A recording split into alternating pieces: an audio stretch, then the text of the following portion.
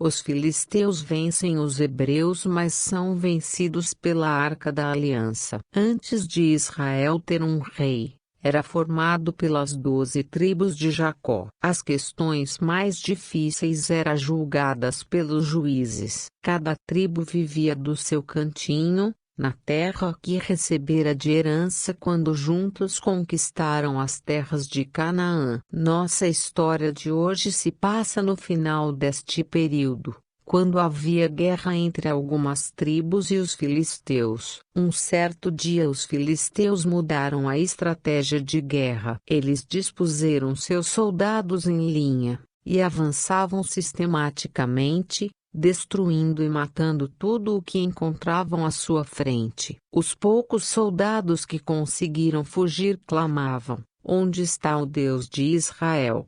Foi aí que tiveram a ideia de ir buscar a arca do Senhor. Ofni e Finéias, filhos do sacerdote Eli, trouxeram a arca da cidade de Siló, com seus lindos querubins na tampa. Houve muita alegria e alvoroço. O acampamento dos israelitas estava jubilante, em êxtase. Gritos de guerra e júbilo se misturavam. "Chegou o Senhor dos Exércitos", gritavam eles, "agora a vitória é certa. Louvado seja o Altíssimo." Entre os filisteus, no entanto, reinava o pavor. Sabia muito bem o que o Deus dos israelitas fizera com os egípcios. Mas o comandante destemido animou seus soldados dizendo: "Já vencemos eles antes. Cada um lute o máximo, porque se perdermos cairemos nas mãos deste povo terrível." Surpresa geral,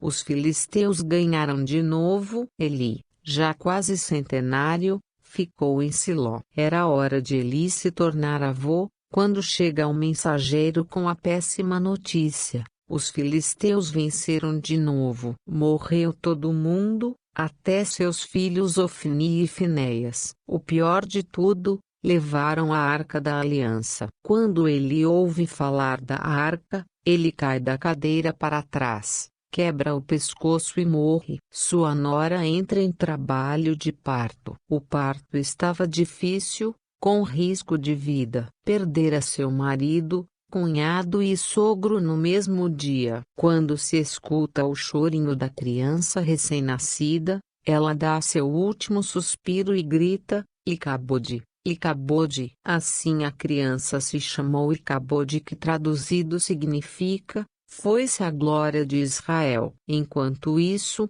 os filisteus levam orgulhosamente a arca da aliança como seu troféu de guerra. Depois de desfilar pelas ruas de Asdod, eles levam a arca para o templo do deus Dagom. Ali depositam a arca aos pés da estátua que representa Dagom. Na manhã seguinte os filisteus encontram a estátua prostrada ante a arca. Coincidência? Rapidinho eles desfaçam e recolocam a estátua no seu lugar. Desta vez afastam a arca para mais longe. Mas na manhã seguinte, Dagom está no seu lugar, mas suas mãos e pés estavam quebrados e em cima da soleira. E os filisteus ficam com a pulga atrás da orelha. Será que aquilo significa alguma coisa? Aos poucos eles vão percebendo que a mão do Senhor pesava sobre eles. As lavouras ficaram devastadas, a colheita se perdeu e as pessoas tinham tumores. Homens,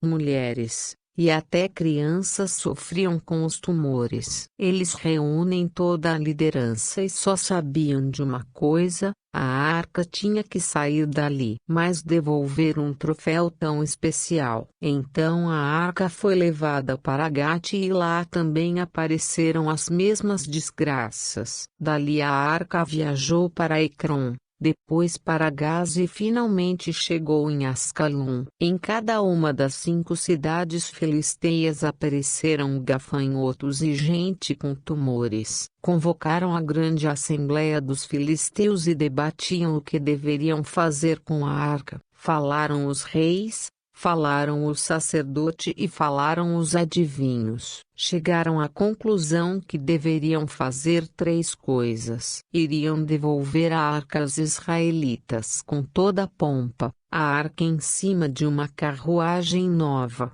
como os israelitas faziam. Trariam junto uma oferta pela culpa, 5 ratos e 5 tumores de ouro, para acabar com as pragas. Finalmente a carruagem seria puxada por 2 vacas novas que ainda amamentavam seus bezerrinhos. Se elas voltassem a seus bezerros, tudo não passara de uma grande coincidência. Mas se elas fossem direto para Israel, teriam certeza que Deus estava guiando toda a história. De longe ficaram espreitando para ver o que aconteceria. As vacas vão direto para Israel, mugindo sem parar. Elas não param por nada, não voltam atrás quando escutam os bezerrinhos ao longe. Elas pegam o caminho que leva a Bet-Semes e param junto a uma rocha enorme que havia no campo de Josué. Fim da viagem. Fim de linha. O povo de Bet-Semes estava no campo colhendo quando viram a carruagem. Mal podiam acreditar nos seus olhos. A Arca da Aliança estava voltando para Israel